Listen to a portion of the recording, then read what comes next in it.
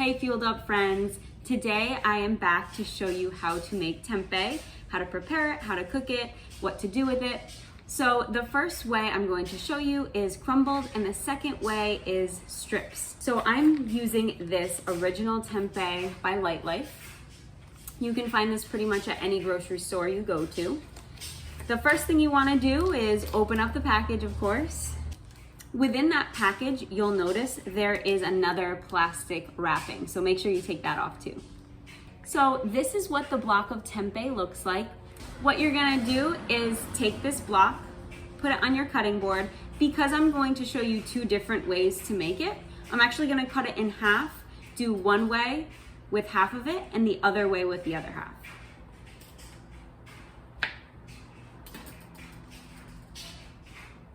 Okay, so let's take our first half and cut it into strips. So you're going to take a nice long knife, slice it thinly into strips. Now the thinner you slice it, the better. So here you can see these nice strips. Looks similar to how the package has them. Now what we're gonna do with the strips is take a large bowl, or you could even do a plate, or what I sometimes like to do is I take the strips and marinate them in a Ziploc bag overnight. Because we're not gonna do that today, I'll show you it in the bowl. I just place them at the bottom of the bowl, like that, and I'm going to put the ingredients in now. So what I use to marinate them is vegetable broth. This is low sodium vegetable broth from Trader Joe's. I just put a little bit, just a tiny splash in there, especially because we're only doing half the package. The second ingredient I put in there is coconut aminos, also from Trader Joe's.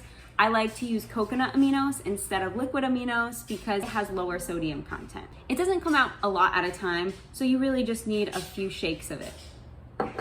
It will add a nice savory flavor. And the last ingredient for our tempeh strips is minced garlic. Again, you can get this anywhere, but these are clearly all Trader Joe's things. And I have my little baby spoon, which I highly recommend getting on Amazon. It helps you portion control a little bit. And it also scoops garlic nicely. Again, I'm not measuring, but you can do what you prefer, and I prefer a lot of garlic. And the last ingredient here is maple syrup. So it's really just a tiny, tiny bit, just a little bit of a drizzle, because this is going to brown it in the oven when we bake it. All right, so now we're just gonna kind of stir this up a little bit. Just make sure all the tempeh strips get coated evenly with all the flavors. And then we're going to take a parchment lined baking sheet, which I have right here, and we're going to place them evenly on that.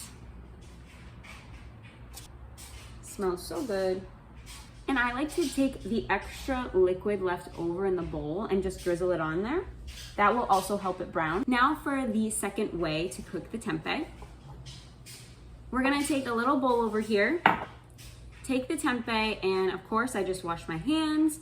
You're going to crumble this into the bowl just by taking your hands and crumbling it into little pieces. So I tend to like bigger pieces like this, but if you like smaller pieces, you could always use a knife or a food processor, or just crumble it up more with your hands. So that's what it looks like. Now we're going to take that and put the ingredients in it. So we're going to take 3 ingredients in this one, which is liquid smoke, smoked paprika, and once again, coconut aminos. So we'll start with that one. So just a few shakes of that on there will give it a good flavor. I like to use the cap of the liquid smoke so that you can kind of just do it just enough, but not too much. Because if you use too much of this, this is going to overpower and it probably won't taste too good. So here's my favorite spice, smoked paprika. Sprinkle that on there. And then we're just gonna stir it all up. If you want, you can also add a little bit of maple syrup in here too. So now we're just gonna take the other half of the baking sheet and pour this on there evenly. So I'm just spreading it out here to make sure all the sides get cooked evenly. This is what our plate looks like before the oven, and here's what it will look like after the oven. So I've pre-cooked this one. The only difference is I use 3-grain tempeh. You can use 3-grain, you can use original. Either way, you're getting a lot of probiotic, fiber, and protein, and it's all plant-based protein. And the reason that it's a probiotic is because it's fermented. So you might notice, especially I noticed in this one today, that the tempeh is a little bit brown in color, and that's because it's a fermented product. So just remember that when you're buying it, so that you're not tossing it out thinking it's bad. It's actually just that it's fermented, which is actually really good for our gut health.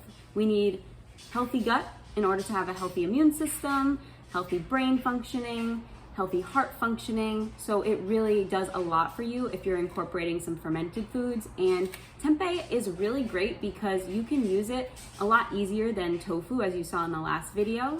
Tofu takes a lot of prep work, whereas tempeh doesn't take much at all. And it also tastes really good. It has a nutty kind of flavor to it, especially when you're cooking it like this in the crumbles. You can do a lot of things with those crumbles as well. So with those crumbles, you could bake them even longer, get them really crispy, and add it to your salad for an extra crunch.